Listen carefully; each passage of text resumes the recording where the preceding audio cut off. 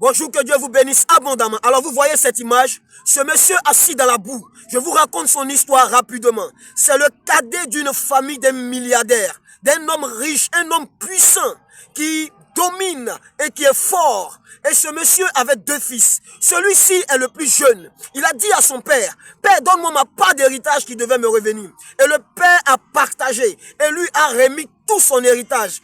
Et le petit a quitté la famille de son père. Et il s'est rendu dans un autre pays. Et là-bas, il vivait dans le luxe. Il vivait dans l'abondance. Et il a fini par se livrer à toutes sortes de débauches, d'abominations. Il a commencé à livrer sa vie dans des bêtises. Il a commencé à vivre mal dans la prostitution, dans la drogue, dans le mensonge, dans l'escroquerie, dans les vices de ce monde. Et après que l'argent est manqué, une grande famine est arrivée dans ce pays. Et l'argent est fini. Alors il se trouvait dans le besoin. Il n'avait plus rien. Il ne gagnait plus même à manger. Alors il était obligé d'aller travailler auprès d'un homme qui avait des bourseaux, des porcs. Et ce monsieur, travaillant là-bas même, n'arrivait même pas à se nourrir. Il avait même voulu se nourrir des ragoûts que mangeaient les cochons. Et quand il a commencé à réfléchir, quand il a commencé à penser, il dit, mais mon père est un homme fort, mon père est un milliardaire. Et dans la maison de mon père, il y a des esclaves, il y a des personnes que mon père nourrit jour et nuit.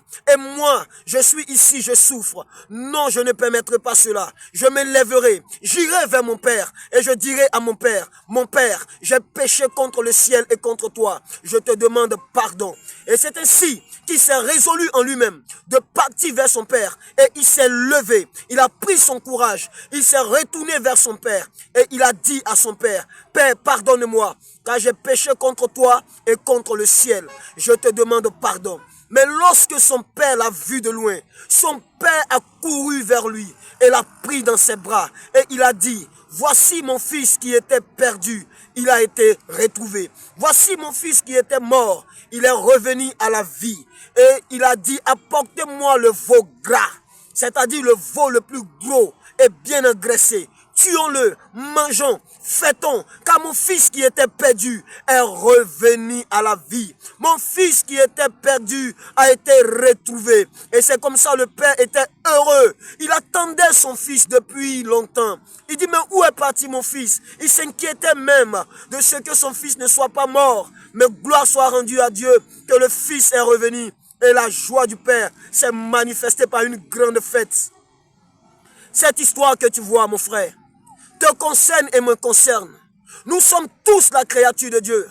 Nous sommes tous venus d'un seul Dieu, le plus puissant, le plus grand, qui nous a aimés d'un amour grand. Mais nous avons pris notre indépendance. Nous avons quitté la présence de Dieu et nous nous sommes retrouvés dans toutes sortes de pratiques, de vices, de méchanceté, d'incrédulité, de prostitution. Nous vivons aujourd'hui dans la drogue, dans le mensonge, dans l'incrédulité, dans les copains, dans les copines, dans toutes sortes de vols et de mensonges quelconques.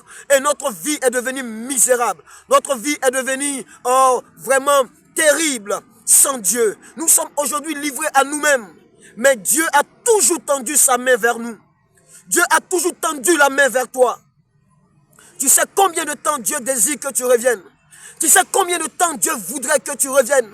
Tu sais combien de temps Dieu souhaiterait que tu reviennes vers lui, afin qu'il te reçoive, afin qu'il t'accueille avec la plus grande joie qu'il peut exprimer, qu'il peut connaître. Mon frère et ma soeur, Jésus-Christ est mort pour vous. Et il vous attend. Depuis longtemps, le Christ frappe à la porte de ton cœur. Il fait coco à la porte de ton cœur pour que tu lui ouvres simplement et qu'il te reçoive. Accepte Jésus. Le monde est terrible.